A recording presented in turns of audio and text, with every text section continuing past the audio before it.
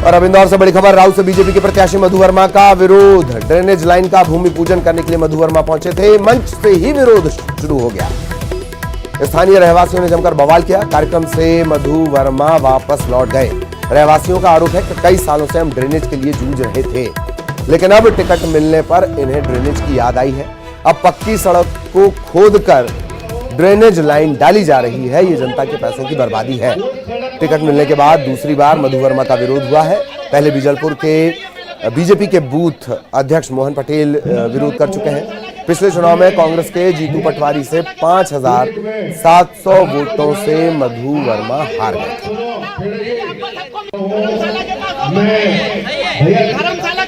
एक में आपको जाएगा, आप मेरी बात सुनो, आपको मिलेगी, आपको जगह वहाँ पर मिलेगी जहाँ पर आप बताओगे। सास की सुनो मेरी बात, आप खोदने की बात कर रहे हो, वो खोदने की बात हम उसको रिपेयर करेंगे, उस सड़क को हम बनाएंगे, हम ड्रेनेज लाइन डालेंगे तो उसको बनाएंगे।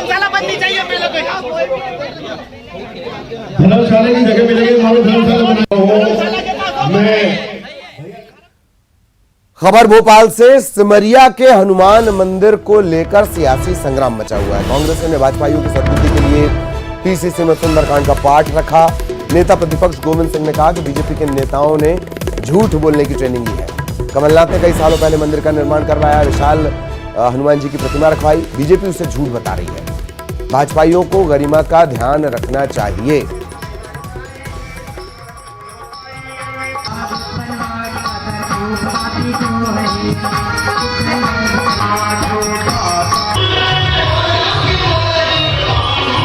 मैं तो पहले भी कह चुका हूं कि मुख्यमंत्री झूठ बोलने के लिए बचपन से जो ट्रेनिंग ली है, अगर मध्य प्रदेश में और देश में अगर झूठ बोलने में किसी को इनाम मिला तो शिवराज सिंह जी हमारे गोल्ड मेडल लेके आ जाएंगे। जो कमलनाथ जी ने आज से कई वर्ष पहले बना के तैयार किए हनुमान जी, इतना विशाल उन्होंने मूर्ति लगाई है, उसको जी अपना बता रहे हैं। तो इस तरह का मुख्यमंत्री के पद पे बैठ के अपनी गरिमा का ख्याल रखना चाहिए। इतना असत्य बोल के क्यों हिटलर को भी शर्मिंदा कर रहे हैं। इधर कांग्रेस के सुंदरकांड पाठ को लेकर भी सियासत हो रही है। मंत्री विश्वास सारंग कांग्रेस पर निशाना साध रहे हैं। मंदिर मैंने बनवाया, इसी को घमंड कहते हैं, यह है सारंग का बयान। चुनाव के समय हिंदू बनने की कोशिश करती है कांग्रेस, हिंदुओं का विरोध करती है कांग्रेस। कांग्रेस के वरिष्ठ नेता एंटनी जी ने एक सर्वे किया था और एंटनी की रिपोर्ट यही थी कि कांग्रेस अपनी नीतियों के कारण कहीं ना कहीं बहुसंख्यक समाज से दूर हो रही है। तो ये नाटक और नौटंकी केवल चुनाव में फायदा लेने के लिए की जा रही है। ये एरोगेंस, ये घमंड कि ये मंदिर कमलनाथ जी ने बनवाया, ये मंदिर इसने बनवाया, ये कांग्रेसी ने बनवाया, इसी को घमंड कहते हैं। भगवान का मंदिर कोई व्यक्ति नहीं बनाता, किसी गलतफहमी में कोई व्यक्ति ना रहे। कांग्रेसी इस चुनाव में हम कैसे हिंदू प्रदर्शित हो जाएं, हम अपने व्यक्तित्व से, अपने कृतित्व से हिंदू हो या ना हो, हम हिंदू धर्म का पालन करते हो या ना करते हो, पर हम जनता के बीच हिंदू हो जाएं, इसलिए राहुल गांधी कोर्ट के ऊपर जनेऊ पहनते हैं। प्रियंका दीदी नर्मदा मैया की आरती उतारना नहीं आती तो उल्टी आरती उतार देती हैं। कमलनाथ जी को मालूम नहीं कि प्रक्रिया क्या है पूजन करने की। हनुमान जी का केक आता है तो वो उस पर छुरी चला देते हैं। इधर खबर भोपाल से, ओबीसी के चयनित शिक्षकों को बीजेपी कार्यालय के सामने प्रदर्शन करना महंगा पड़ा। चयनित अभ्यर्थियों के खिलाफ भोपाल पुलिस ने एफआईआर दर्ज कर ली है। ओबीसी के चयनित अभ्यर्थियों ने सरकार का ध्यान खींचने के लिए बीजेपी कार्यालय में प्रदर्शन किया। प्राथमिक शिक्षक भर्ती परीक्षा के तहत ओबीसी के 882 पदों पर नियुक्ति की मांग को लेकर यह प्रदर्शन किया गया था। एमपी नगर पुलिस ने रास्ता रोकने और बिना अनुमति प्रदर्शन करने के आरोप में मामला दर्ज किया है। प्रदर्शन करने वाले अभ्यर्थियों पर नामजद और अज्ञात के खिलाफ एफआईआर दर्ज की गई है। धारा 341, 145 के तहत मामला दर्ज किया गया है। पूरा मामला नियुक्ति को लेकर प्रदर्शन से जुड़ा हुआ।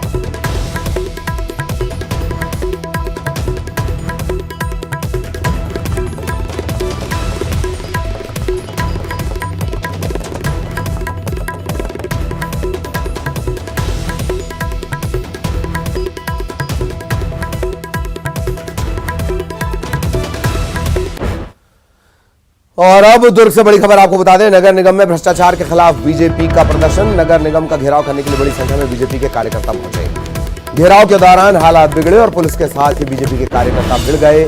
प्रदर्शन कर रहे बीजेपी कार्यकर्ताओं ने बैरिकेड्स तोड़ दिए। तस्वीरें देखिए, नगर निगम में भ्रष्टाचार के खिलाफ बीजेपी प्रदर्शन करने पहुंची। बैरिकेड तोड़ दिए गए, झड़प के हालात बन गए।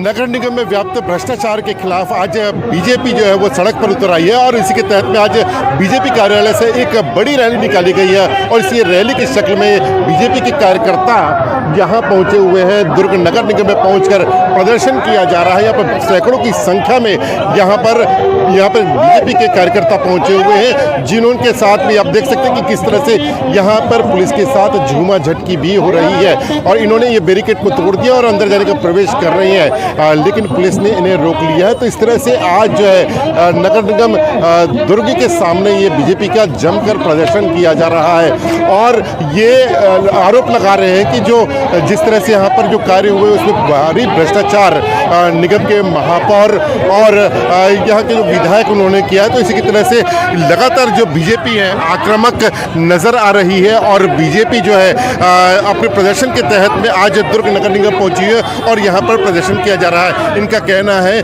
कि जो सरकार ने वायदा किया था वो वायदा को पूरा नहीं किया गया और जो शहर सरकार ने जो कार्य कराए थे उसमें भारी भ्रष्टाचार है, जिसकी जांच करवाई जाए और जो काम हो रहे हैं उसको गुणवत्तापूर्वक करवाया जाए।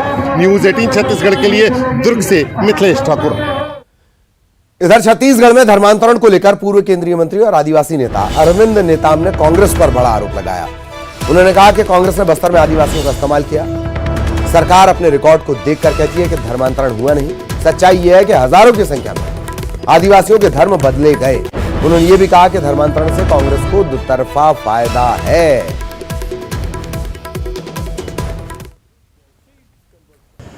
कांग्रेस का ये है कि भाई इधर भी रहे तो भी पांचों इंग्लिश घूम में है, इधर भी रहे, वो जो धर्मांतरण होगा वो भी उनके समझते हैं कि हमारे वोटर पक्के हैं।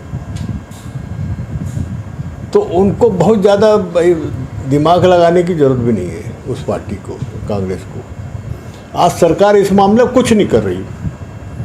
मुख्यमंत्री ने कहा ना कि बस्तर में एक भी धर्मांतरण नहीं हुआ, वो अपनी जगह ठीक कहते हैं। अरे कहीं शिकायत होगी तभी तो आप गिनोगे, कोई शिकायत ही नहीं करता, तो फिर अब इधर होते जा रहे हैं।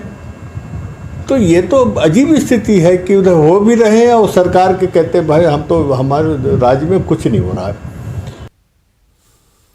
और अब खबर उज्जैन से, जहां सरकारी स्कूल में छात्रों से साफ सफाई करवाई गई। शौचालय की सफाई करवाई गई, नाली की साफ सफाई करवाई गई, कैंपस में जो गंदगी बिखरी हुई थी उसकी साफ सफाई करवाई गई। शनिवार की यह घटना बताई जा रही है। इसका वीडियो अब सामने आया है। वीडियो वायरल होते ही जिला शिक्षा विभाग ने जांच के आदेश इस पूरे मामले में दे दिए हैं।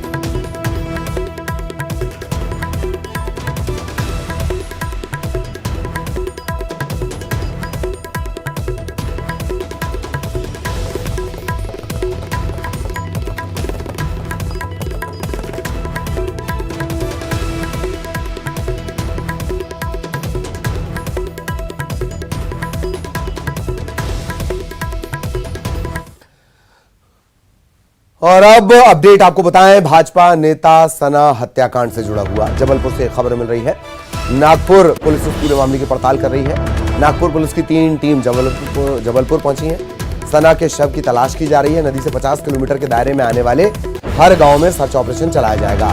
नागपुर पुलिस ने आरोपियों के बयान के आधार पर बैग और एक मोबाइल फोन तलाश किया है। अब तक नागपुर पुलिस 5 लोगों को इस पूरे मामले में गिरफ्तार कर चुकी है।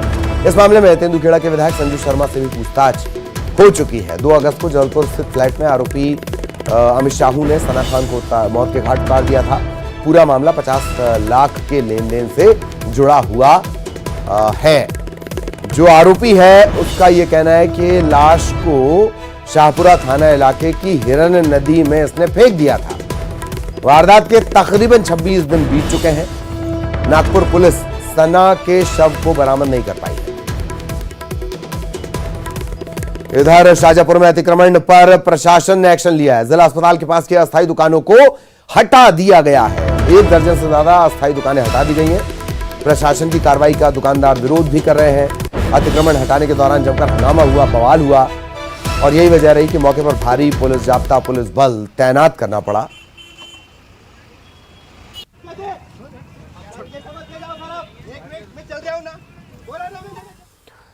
खबर कोरिया से, जहां बीच बाजार युवतियों में मारपीट हो गई। आपसी विवाद बढ़ते बढ़ते मारपीट तक जा पहुंचा। कोरिया के बैकुंठपुर बाजार की यह घटना है। युवतियों में आपस में मारपीट, तस्वीरें आप देख रहे हैं। कोरिया से बड़ी खबर, बीच बाजार युवतियों में आपसी विवाद को लेकर जमकर मारपीट हुई। कोरिया के बैकुंठपुर बाजार की यह घटना है।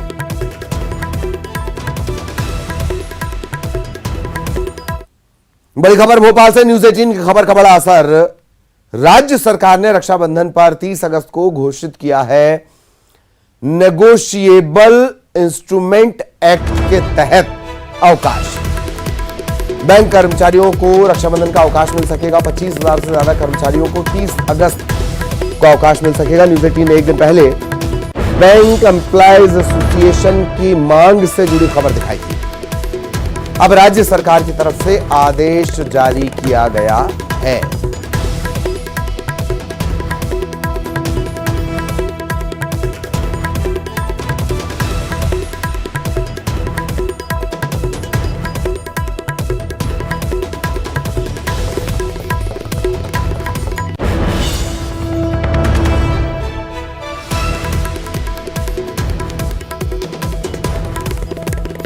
नेगोशिएबल इंस्ट्रूमेंट एक्ट के तहत अवकाश घोषित किया गया है। बैंक कर्मचारियों को इसका फायदा मिलेगा। 25,000 से ज्यादा कर्मचारियों को छुट्टी मिलेगी।